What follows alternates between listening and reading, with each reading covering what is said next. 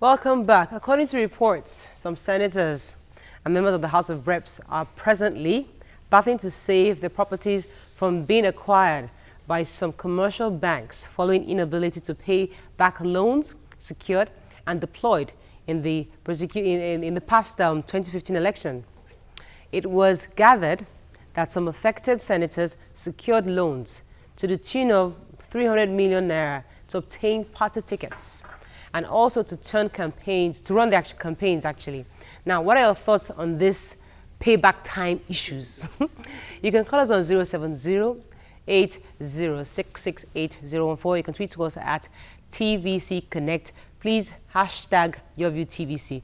Now, this story is hot because people are really talking about it online. The reports came out saying that, listen, no, the banks are chasing you. They want their money back. You use that money.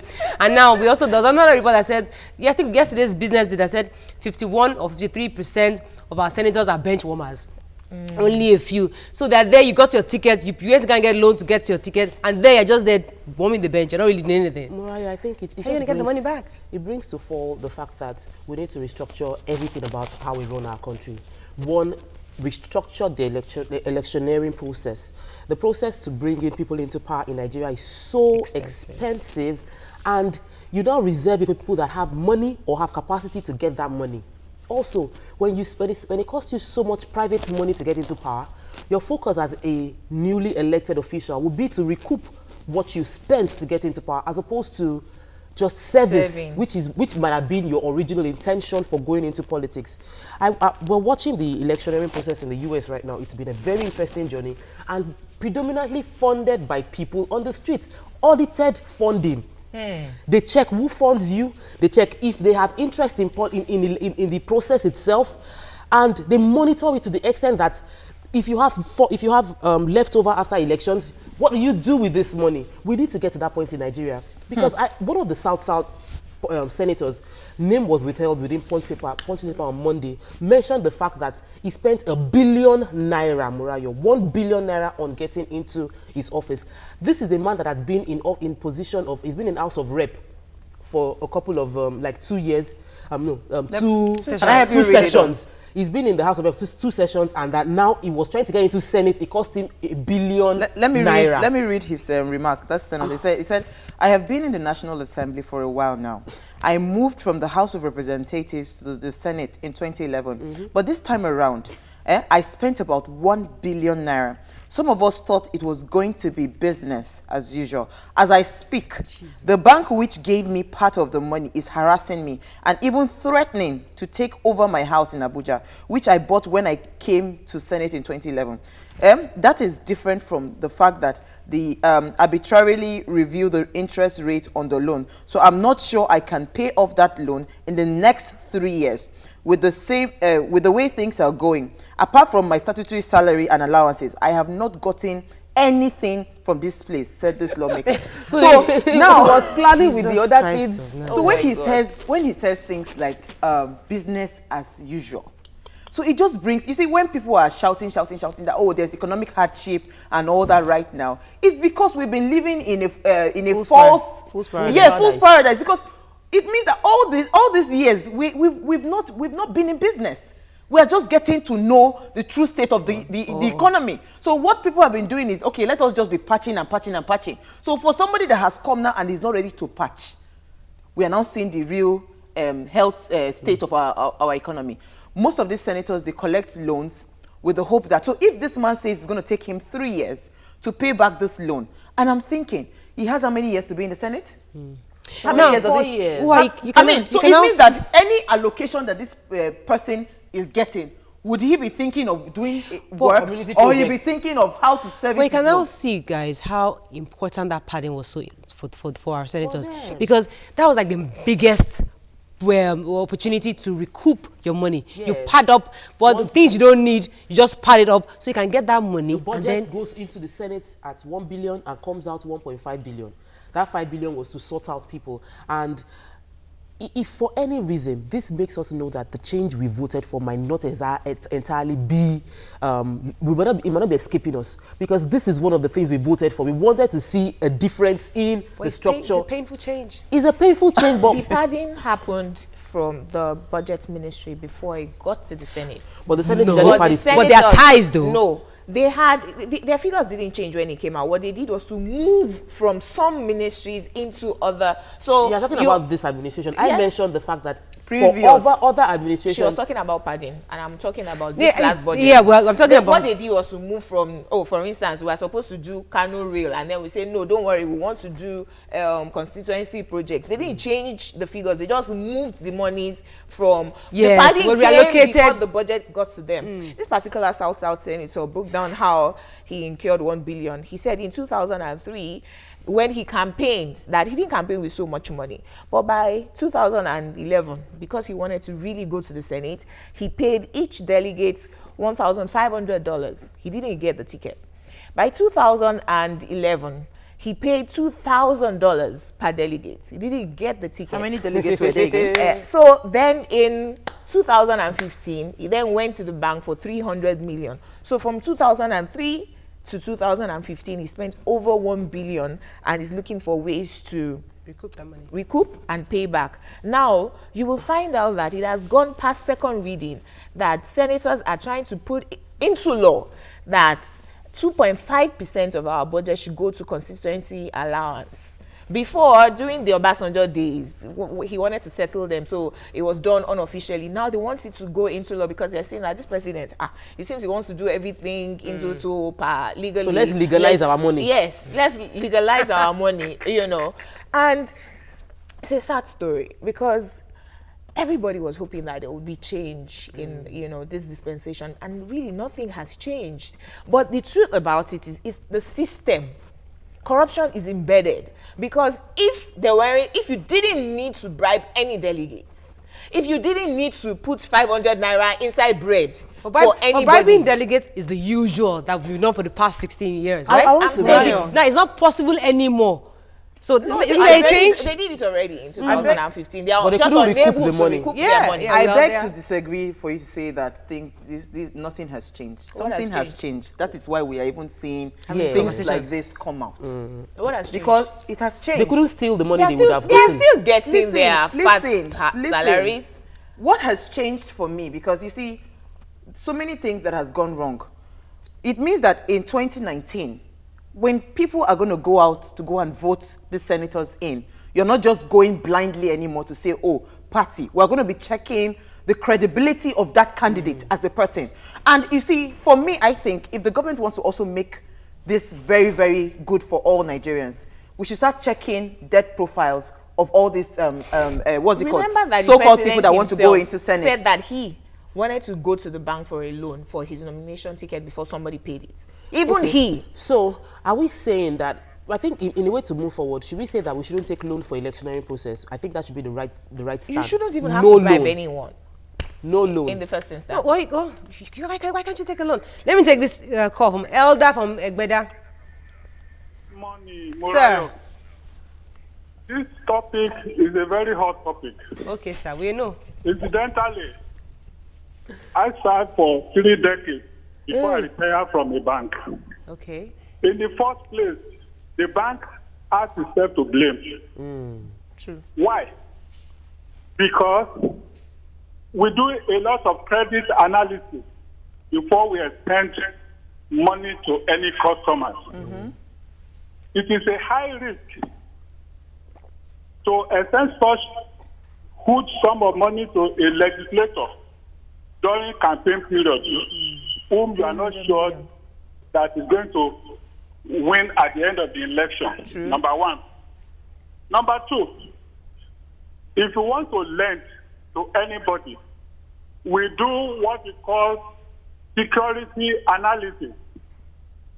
Is the loan going to be highly secured? If it is not, you don't advance the loan. True. Another blame to the bank is that banks saddle their workers with a very huge,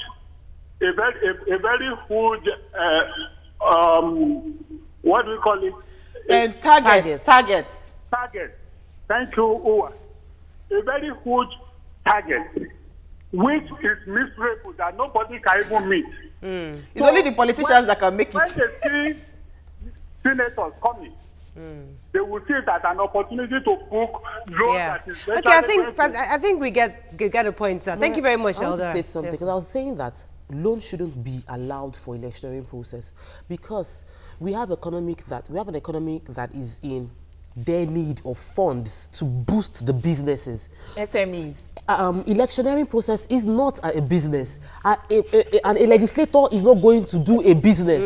He's going to serve. So why should I invest in you as a So politician? that's what he was saying, that the You can't error invest is in it. also from the banks. No, Doing but nothing. I know at some point banks actually stopped anything that had to do with oil and gas loans was a security risk for them. And even loans to, what's it called, politicians, they stopped it at some point. So if the bank now decided to go ahead, they too, they had something, culpable. you Let know, me take this call. they had They had something, property. no, they had something, Yakub, they are had you their eyes there, on Yakub? something. Good morning. I'm there, Morayo. Please go ahead. And, yeah, good morning, Uwa, Tokwe, and June.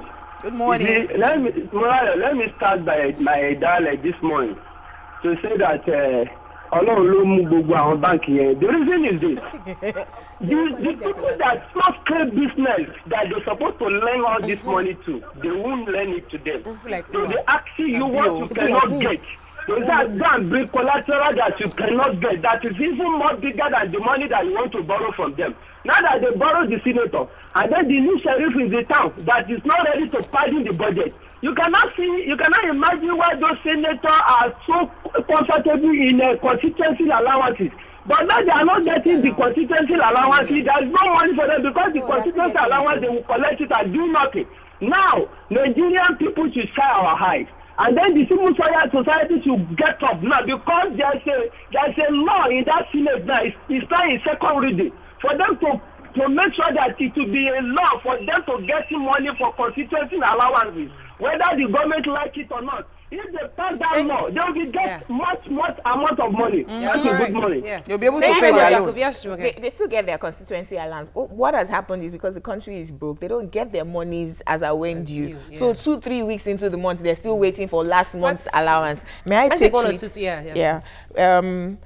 Ricardo says they are looting at the top as business. Gabriel says both the indebted lawmakers and the lending banks are comrades in looting. Leave the banks to their fate.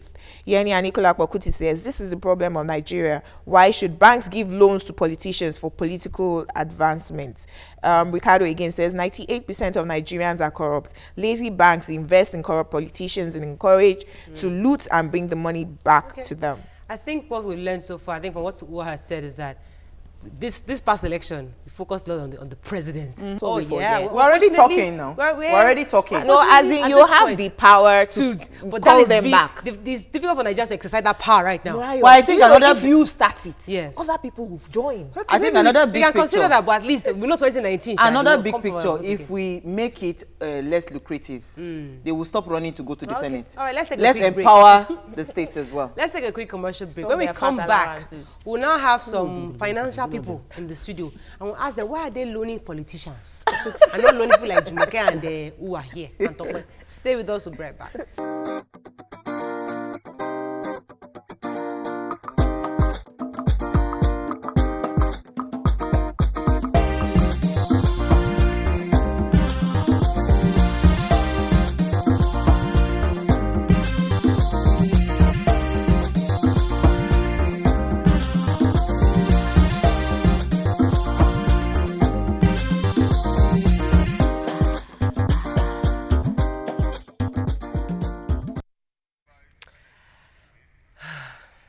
Welcome back. Yes, still on this matter of loan. Paying off loans can be very long and complicated.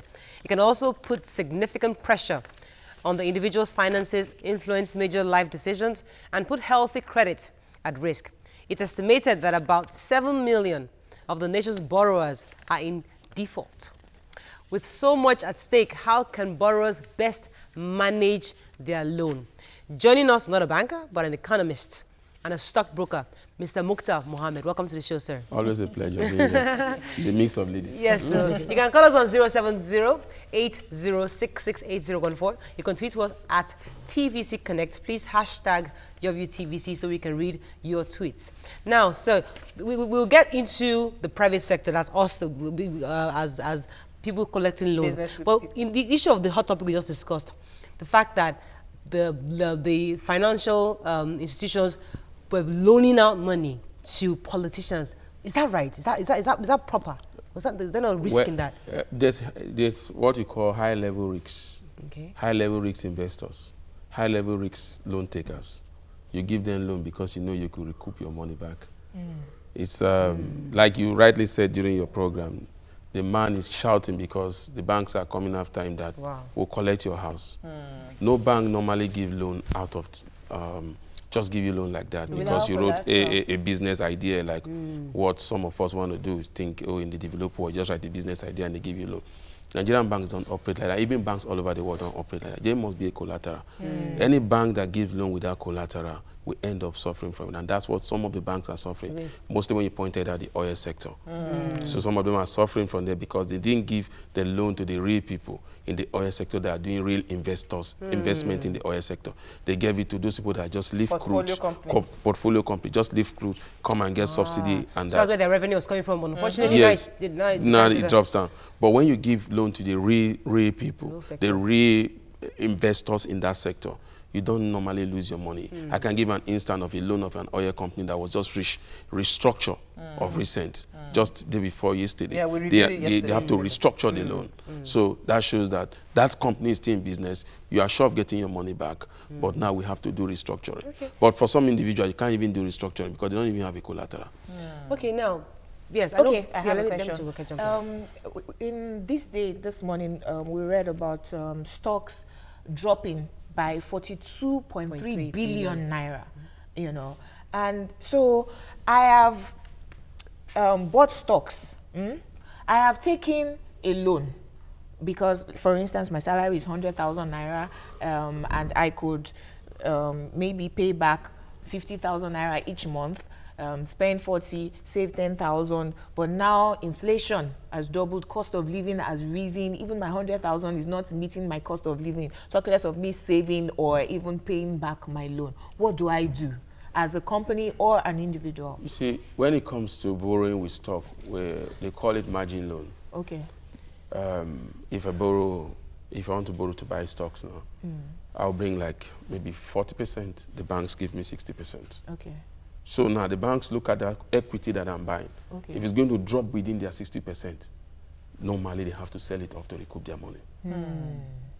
So no bank just watch, unless you go to them and you have a different financial plan and you tell them that, look, I'm ready to, I believe in this equity. It's going to go up later, but I'm going to start paying you B's and B's. But without that, even some of them will not agree.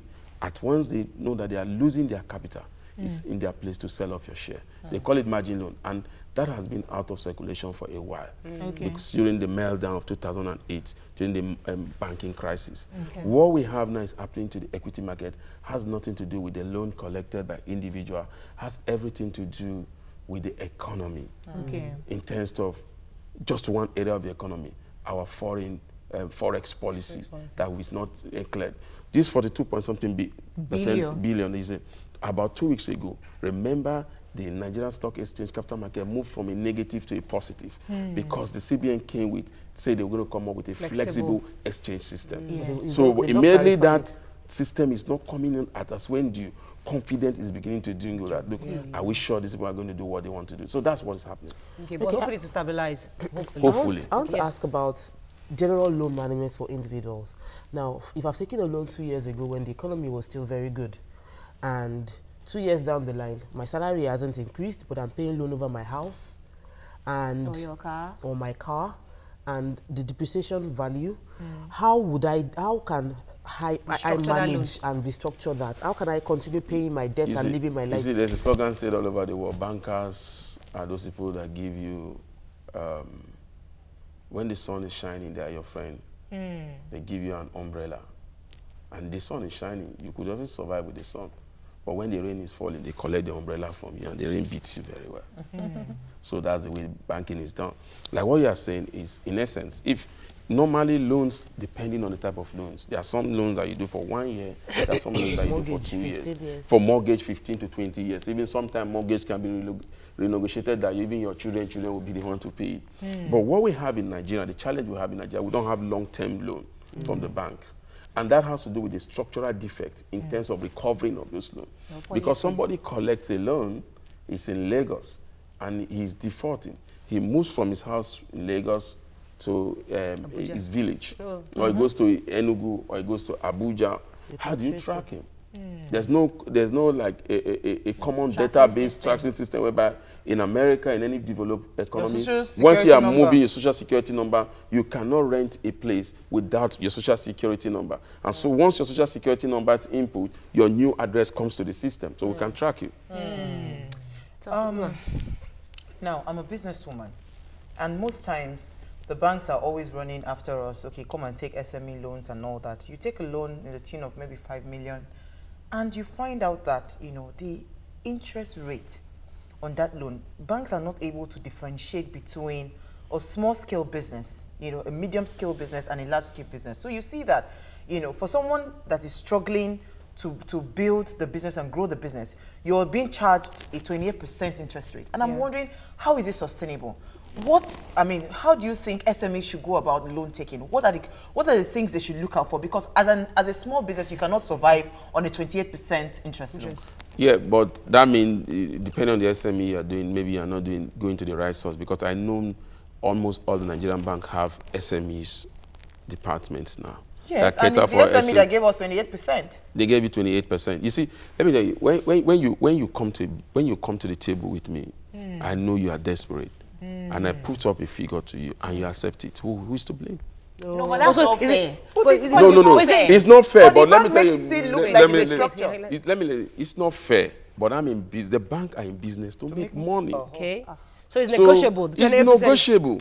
One thing we see is that why is that major oil company going back to renegotiate their loan and having a 3 years monetary period not to pay anything?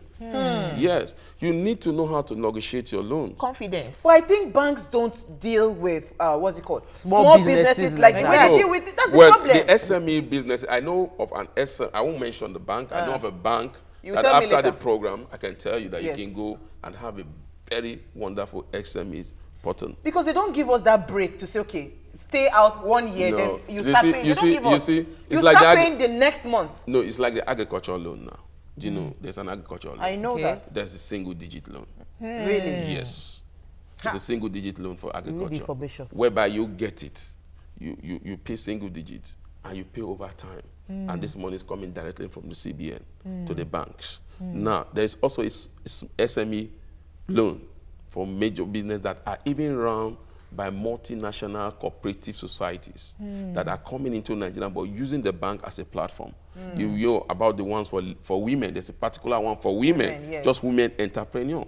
So it depends on what you want to do and the knowledge you are going. What happens is that most Nigerian people just go in there to collect loan. They just give a blotted business plan. And when the bank see your blotted business plan and you have a collateral, why not? Okay, now, a lot of people have been thrown into the job market, obviously, so they'll be looking for opportunities to start their own businesses. And the first point of call is let's go to the bank to see how much I can get to start my business. What would you advise people out there, especially those that have been thrown in the job market, to do, how to approach to get a proper loan to start their business? You see, the problem in Nigeria is that generally we don't prepare for sack. We don't prepare for major crisis. Like this. So, individual, we have a problem. Then that translates to a nation too. True. Because if you are working for 10 to 5 years, if you are coming to the bank to get loan, I think you should be coming with something on your table. True. Okay. You can't just come and expect the bank to give you 100% of what you want. I should have been able to say, let me have a savings culture. I come to the bank, I am a business that's going to take me 500,000 to start, and I'm telling the bank that, look, I have 300,000. All I need from you is 200,000. They will give you. They will give you. True. But because that 300,000 is deposit. The only challenge, they will tell you to deposit in the bank. And they will see the bank gives you money based on your cash flow. Thank you. That was where I was coming. If they see that you are very meticulous, when you were working, you were very disciplined in terms of savings money, they look at you, this is a disciplined person. They will give you a loan. But you don't go with an idea and tell me to buy your idea. But fresh from NYSC, how much salary am I collecting? Now, would they be willing to give you a startup, for goodness sake? See They don't his do face, that. sir. They must, Okay, they must make sure you have a track record. You should have seen his face. Let me NYC. No, but it's true. See, listen, let me tell you.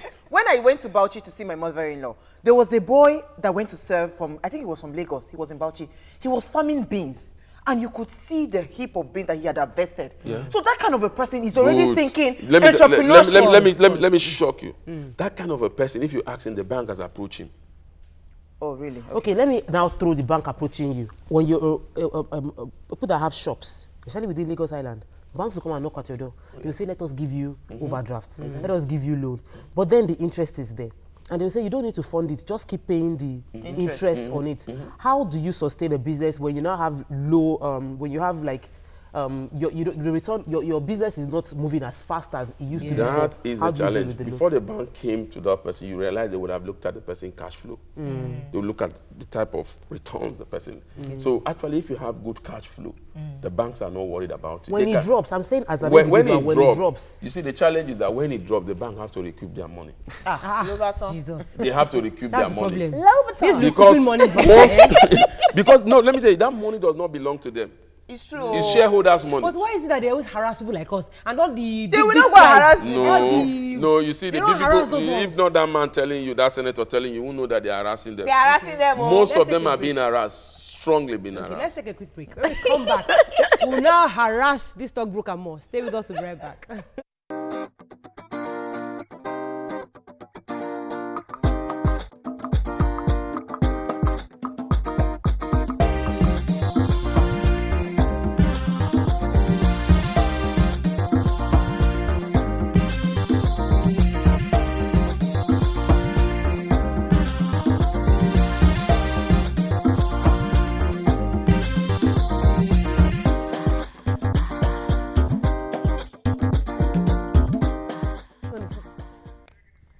Welcome back. I think I have Shola waiting on the phone. Good morning. Are you there?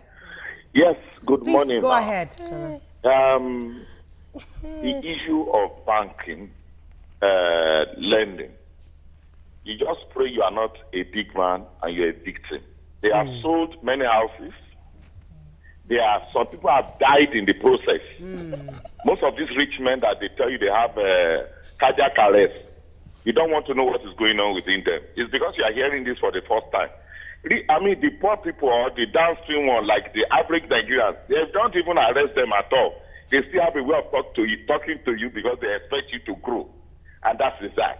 On the political side, too, let me also shock you. Nigerians make politicians to spend money.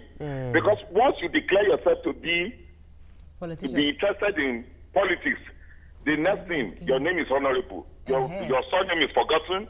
Your own name is forgotten, and you pay.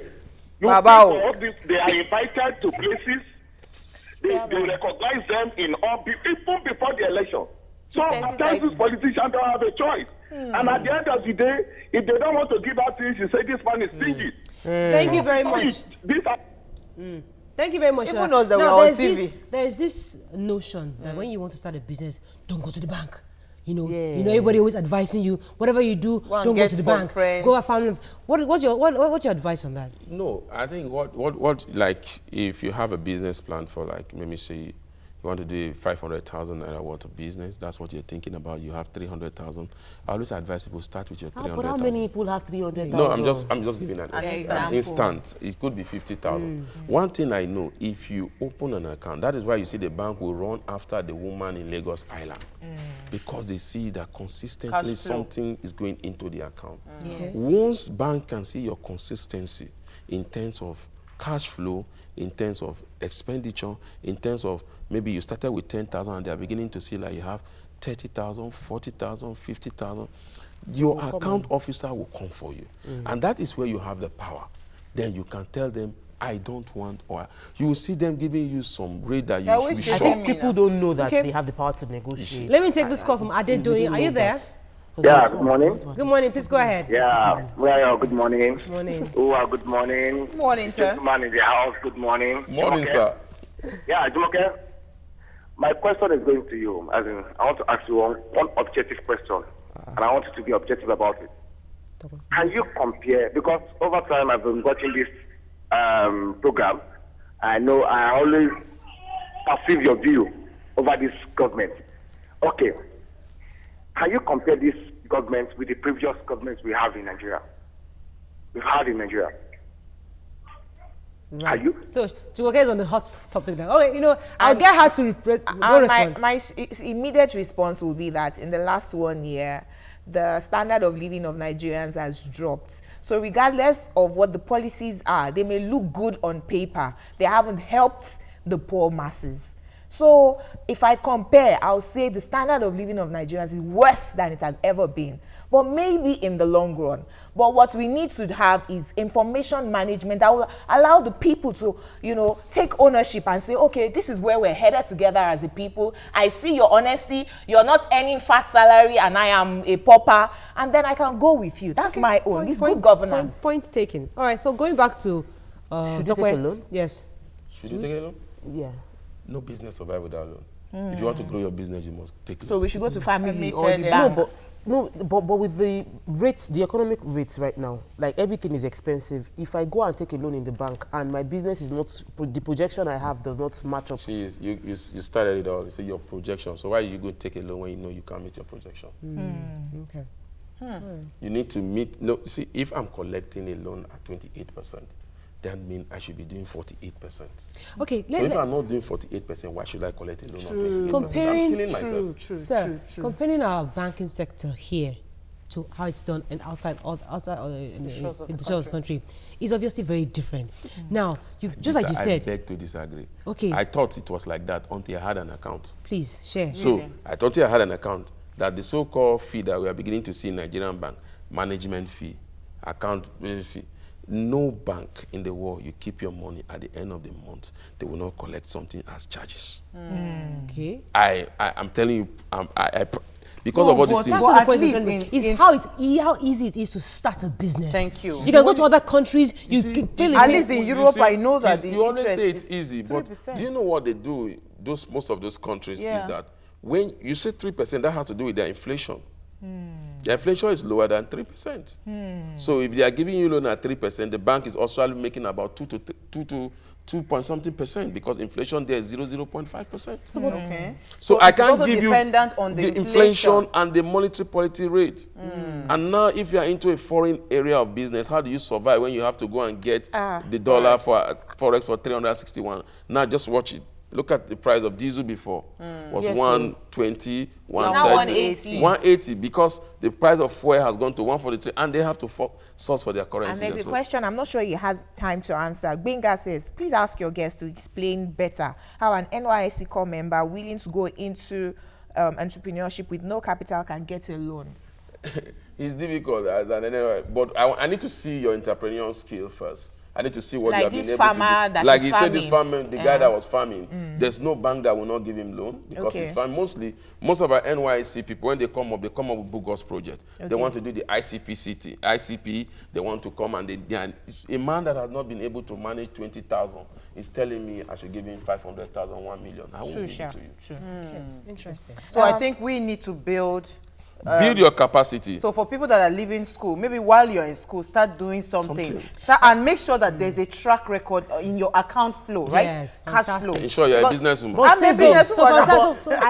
I've been working, sorry, quickly. I've been working with my savings account for years as a business person, not my current account. And if I now want to use, I can't use my savings account to get a loan. So now starting afresh with a fresh business account, it looks as if you can back it up. You see, you back it up. You back it up. Look, what she just picked up is most Nigerian businesses, small entrepreneurial business, they don't have track record. They don't have records. Okay.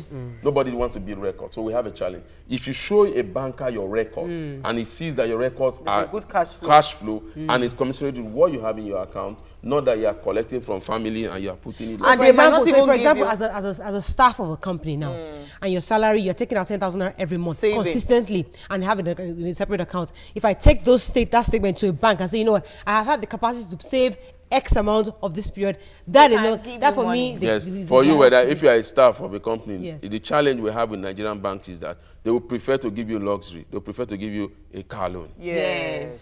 So That's they the won't thing. give for you 4 a business years loan. loan. Because even if Yes. they give you that loan, for instance, for people that have saved up, they might not be able to give you up to the amount you are demanding, but they will check how by the time they check when you are repaying, whether you still be comfortable. That is, it is based on that amount. The bank will now decide, okay, let me cap it. So if you're asking for 5 million, Okay. for instance, they might say, Let me start give you 2 million. Uncle and auntie to come and give me money.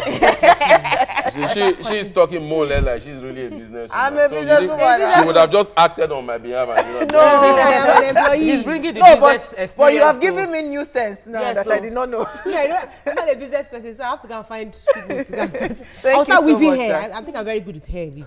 You don't need capital. Yeah, for you that make one. good money there. I make good money. And mostly if you can get your visa and go to abroad. I can tell you. So much. Like she's All not right, doing thank that. you very much, sir. It was always You a have pleasure sweated. having you. Thank you very much. Oh, that's all we can take on the show today. Tomorrow is Thursday. We have a very interesting topic for you tomorrow. So wait till then. See you. Have a lovely day. See you then. Bye-bye.